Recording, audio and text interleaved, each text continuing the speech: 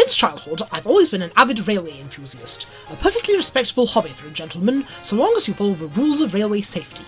Now, trains mostly feature in films as a convenient way of getting the protagonists from point A to point B. There are, however, films where the railways take on a more central role, either as a key setting or an overarching theme of the film. Here I have compiled a list of some of my favourites.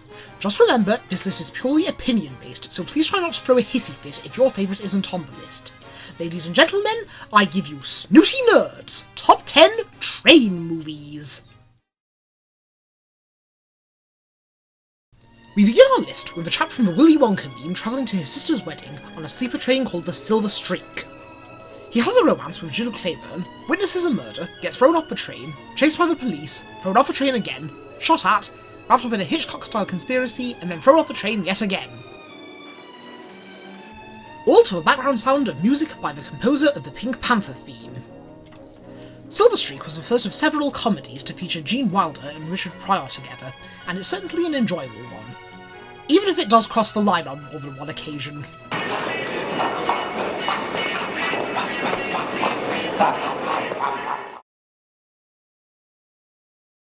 Next on our list is E. Nesbitt's story of Edwardian rich kids being forced to relocate to the country after their father is arrested.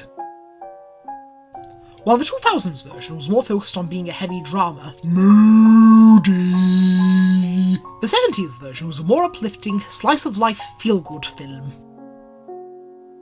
It still has quite a reasonable following, considering that the Keighley and Worth Valley Railway on which it was filmed not only still has the Railway Children Walk, but locomotives from both the film and television series.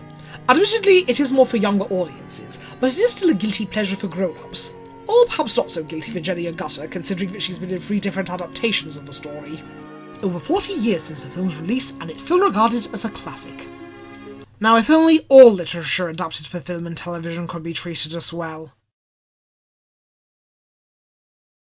Number 8 is the most unique entry on this list, mostly because it's the only animated film.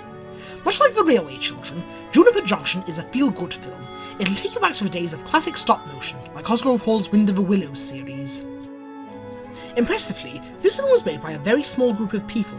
It is to railway films what Stardew Valley is to farming simulators. The story of how Station Master Podipat was almost undone by a king, a mouse, and a clock may be simple, but it does have something not too common in films today, namely, charm. And let's face it, you know it's a good film when you find yourself quoting it whenever your own train is delayed. The machinery of state has been disrupted! Shameful! For number 7, we have Frank Sinatra leading a daring escape from an Italian prison camp. They hijack a train along with an officer and his mistress in order to make a mad dash through Italy to the safety of Switzerland. Von Ryan's Express was nominated for an Oscar once. It was nominated for Best Sound Effects. Ah, what wondrous noise! A good old-fashioned blokish action film. This was also the English-speaking audience's introduction to the well-known Italian actress Raffaella Cara. This film has it all. Action, adventure, exciting shootouts, good use of train footage, beautiful Italian hostage... set pieces! Beautiful Italian set pieces! And of course, those Oscar-worthy sound effects.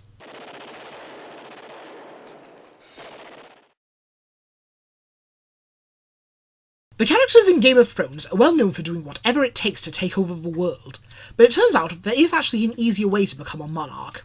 If you can ride Shaq's train at 19 and live, you will be Emperor of the North Pole. Okay, that seems simple enough, but what's the catch? Shaq, the train's guard, is a raving lunatic who is determined to massacre anyone he catches fare dodging.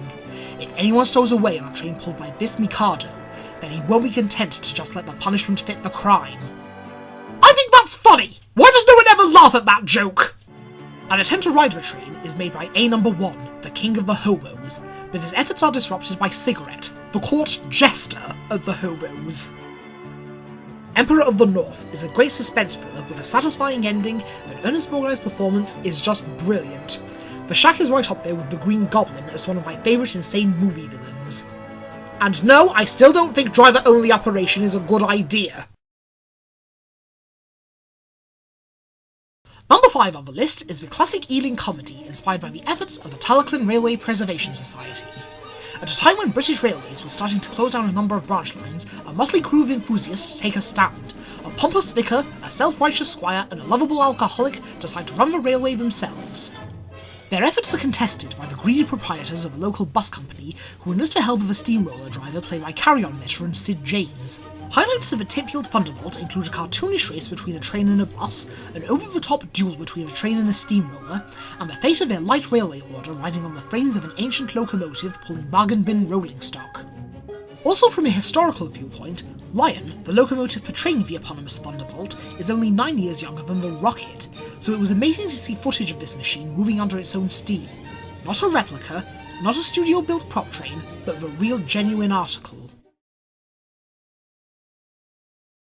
One of my favourite genre of books is village murder mysteries, and how fitting that we have a murder mystery at number 4. Agatha Christie is one of the biggest names in that genre, and based on the available information, you can probably guess that Murder on the Orient Express will be our next stop, specifically the 1974 version. The pompous and eccentric Hercule Poirot rides the most prestigious train in Europe when a rather shifty passenger is stabbed to death in the night. With an all-star cast including Albert Finney, Lauren Bacall, Martin Balsam, Ingrid Bergman, Sean Connery, Anthony Perkins, Vanessa Redgrave, and Michael York. Even the locomotive apparently has a few film credits to its name. Albert Finney's portrayal of Poirot is certainly a lot more bombastic than most of his successors, but I personally found him great fun to watch. The inept but arrogant authority figure is a staple of British comedy, and back in the 1930s, no one was more synonymous with this character type than Will Hay. In Oh Mr. Porter, he plays a pompous railway worker who is appointed station master of an Irish village to get him out of the boss's hair. He finds his new outpost in complete disarray, mostly due to his 2 lazy station porters, who flog train tickets in order to scrounge food, use the signal box as a greenhouse, and eat the very pigs that the local farmer entrusted to them. Then there are further complications when the excursion train Mr. Porter arranges disappears, presumably due to the ghost of One-Eyed Joe. The comedy trio of Will Hay, Maud Marriott, and Graham Moffat makes for pure comedy gold. Supposedly, Jim Perry took their performance as the inspiration for the dynamic between Manning, Wilson, and Pike in Dad's Army, which is ironic considering that Oh Mr. Porter was reportedly based on a play written by Arnold Ridley, who played Godfrey. Even the film's opening theme song was adapted for David Croft's final sitcom, Oh Dr. Beeching. Without giving away any spoilers, the biggest highlight is the train's mad dash towards the end. It's just so completely over the top. Just watch it and try to tell me it's not funny. You're wasting your time! Now we look at a more serious take on what happens when an incompetent railwayman is driving a train. An irresponsible engineer leaves his cab with the throttle on full and neglects to apply the air brakes while he's transporting enough dangerous chemicals to incinerate an entire town.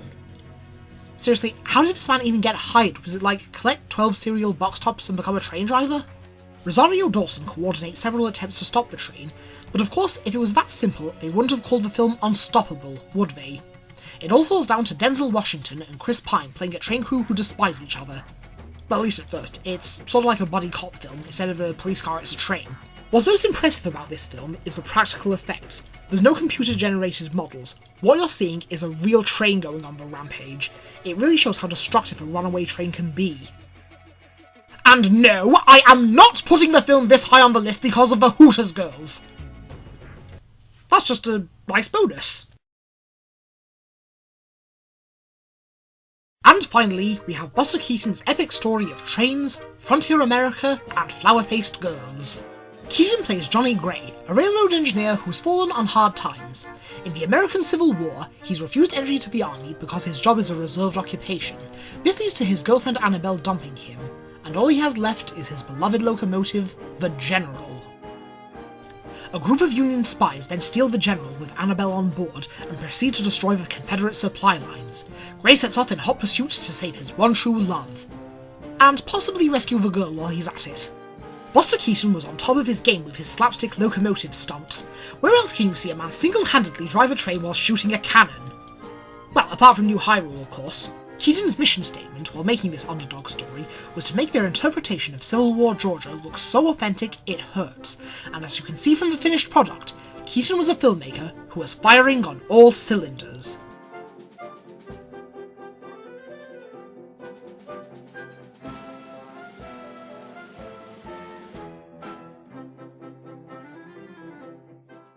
And those are my top 10 train movies. You may or may not agree with my choices for this list, but if you don't, feel free to share your own recommendations in the comments below. Cheerio!